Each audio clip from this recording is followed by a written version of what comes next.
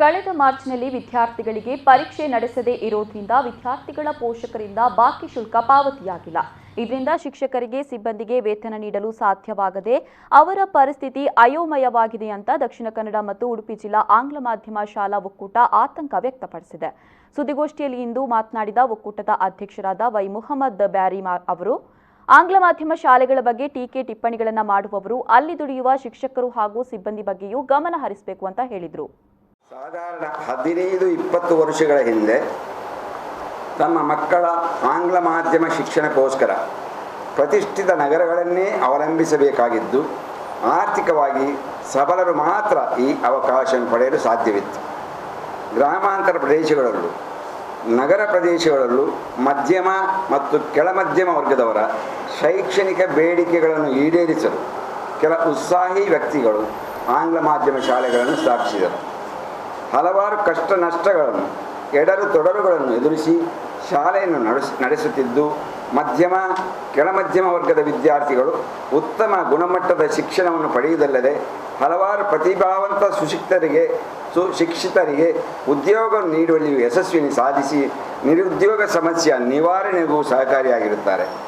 ಇದಾಗಲೇ ದಕ್ಷಿಣ ಕನ್ನಡ ಮತ್ತು ಉಡುಪಿ ಜಿಲ್ಲಾ ಆಂಗ್ಲ ಮಾಧ್ಯಮ ಶಾಲಾ ಒಕ್ಕೂಟದ ವತಿಯಿಂದ ಸನ್ಮಾನ್ಯ ಮುಖ್ಯಮಂತ್ರಿಯವರನ್ನು, ಶಿಕ್ಷಣ ಸಚಿವರನ್ನು ಭೇಟಿಯಾಗಿ ವಿಚಾರಗಳನ್ನು ಅವರ ಗಮನಕ್ಕೆ ತರಲಾಗಿದೆ, ಲಕ್ತೀಕರಿಸಿದೆ. ಈಗಿರುವ ನಮ್ಮ ಬೇಡಿಕೆಗಳು ಬಹಳ ಸಂಕ್ಷಿಪ್ತವಾಗಿ ಆರ್ಟಿ ಫಂಡ್ 2 ವರ್ಷಗಳಿಂದ ಬಾರದೇ ಇದ್ದು ಅದನ್ನು ಶೀಘ್ರವಾಗಿ ಬಿಡುಗಡೆ ಮಾಡಬೇಕು. ಮಾರ್ಚಿನಲ್ಲಿ ಪರೀಕ್ಷೆ ಮಾಡದೇ ಇರುವುದರಿಂದ ಬಾಕಿ ಶುಲ್ಕವು ವಸೂಲಾಗದೆ ಶಿಕ್ಷಕಿ ಸಿಬ್ಬಂದಿಗಳಿಗೆ ವೇತನ ನೀಡಲು ಅಸಾಧ್ಯವಾಗಿದ್ದು ಅವರಿಗೆ ವಿಶೇಷ ಅನುದಾನ ನೀಡಬೇಕು.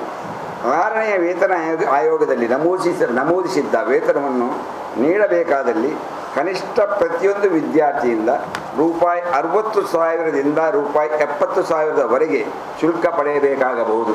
ಇದು ಕರ್ನಾಟಕ ಶಿಕ್ಷಣ ಕಾಯ್ದೆಯ ಪ್ರಕಾರವಾಗಿ ಅನುಗುಣವಾಗಿ, ಯಾಕಂದರೆ total salary plus 70% divided by number of students ಅಂತ ಇದೆ. ಆ ಪ್ರಕಾರ ನೋಡುವಾಗ 60,000ದಿಂದ 70,000 ನಾವು ಶುಲ್ಕ ಪಡೆಯಬೇಕಾಗಬಹುದು.